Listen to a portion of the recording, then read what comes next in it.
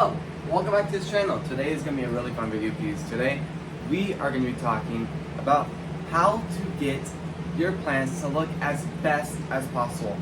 Now, there's a lot of ways plants will look, from kind of plants looking like this, where they just don't look very good from either being overwatered or underwatered. These, in this case, they're being overwatered by just a little too much. But another thing that we will be covering in today's video is just how to get the plants looking as good as possible. For an example, like this, or like this. So we'll be covering a lot of plants in today's video. So before we do start, please subscribe, hit the bell notification on all so you do not miss a video. Please like this video. We've done a lot of testing in the grow room in the past year, so today's video is going to be very, very informational. We'll be talking about a lot of plants. So let's go ahead and start today's video. Alright, so the first thing we're going to be covering is your setup. You really want your setup to be as efficient as possible, from irrigation, just trying to get as much water to these plants as possible. When I kind of say that is not too much and not too little.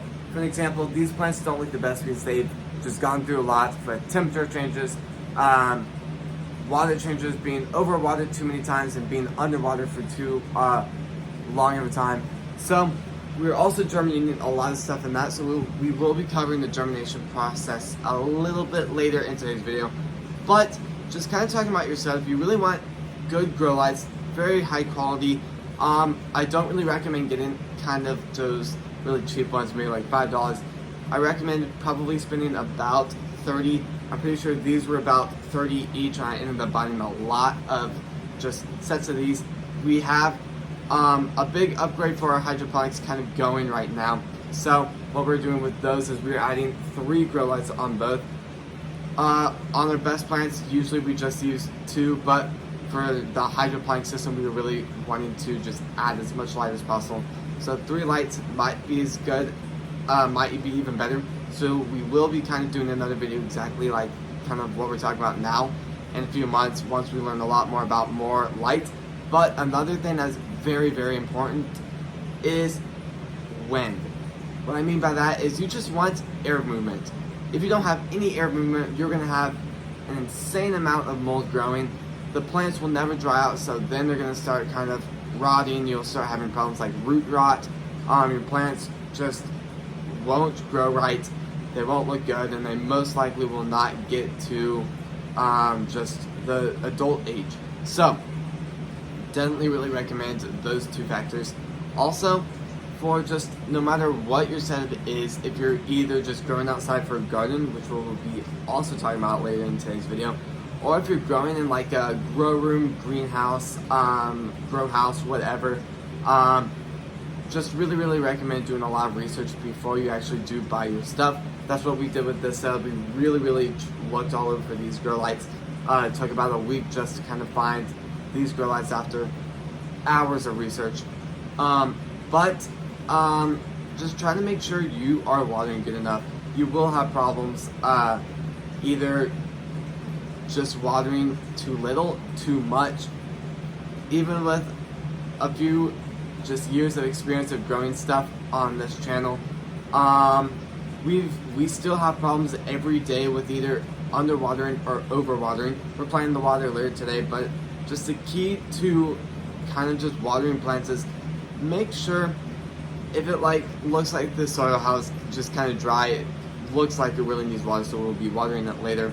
This soil looks too kind of dark, we will not be watering this later, or we might be giving it a small misting, but definitely recommend that. Also, another way to tell if you're over watering the plant is if it's kind of just looking just weak, doesn't look the same as how it usually looks, or if the leaves are starting to turn yellow, that's another sign of when you're over watering it. So now let's go over to the other system and we'll go ahead and talk about that too. Alright, so this is our hydroponic setup. We got about 216 holes for just a few plants. We're going to be doing a lot of testing with this for 2025. So if you guys are new to the channel, I really, really strongly recommend hitting the bell notification on all and subscribing so you not miss when we start the setup. Right now, it's kind of just sitting here waiting to be used. We're really hoping to have everything by Christmas and build everything later Christmas night. So we'll be doing a lot of videos the day after Christmas, really talking about that system. But kind of really talking about it is, we've had a lot of mold problems with the system, so what we're doing to solve that is we're going to be putting a fan up here. Each row, we have 6 rows. Each row will get its own fan, so that means we're going to be having 6 different little fans in here. We will also be having a third grow light, so we'll probably be moving these a little bit farther away and adding a third one. So really, just really hope that works as good as possible. We're also using fish waste, converting that into nutrients for the plants and recycling all that water. If you guys don't know kind of how that works, it is called aquaponics. Really strongly recommend maybe looking into it if you guys want to know what it's all about. We're also going to be doing a hydroponic system later on, so if you guys want to check that series out, I'd really love it if you guys would. But just, there's so many ways you can make your plants as best as possible. Really just kind of recommend doing your own research, doing as much research, just depending on how your setup is. Something I really do recommend is temperature. What are you growing in your grow room? Are you growing herbs? Are you growing vegetables? Are you growing fruit maybe? Or flowers? It really depends on just kind of what you're growing. For herbs, you don't really need it hot, you don't need it warm. Well, I'd say room temperature is good enough.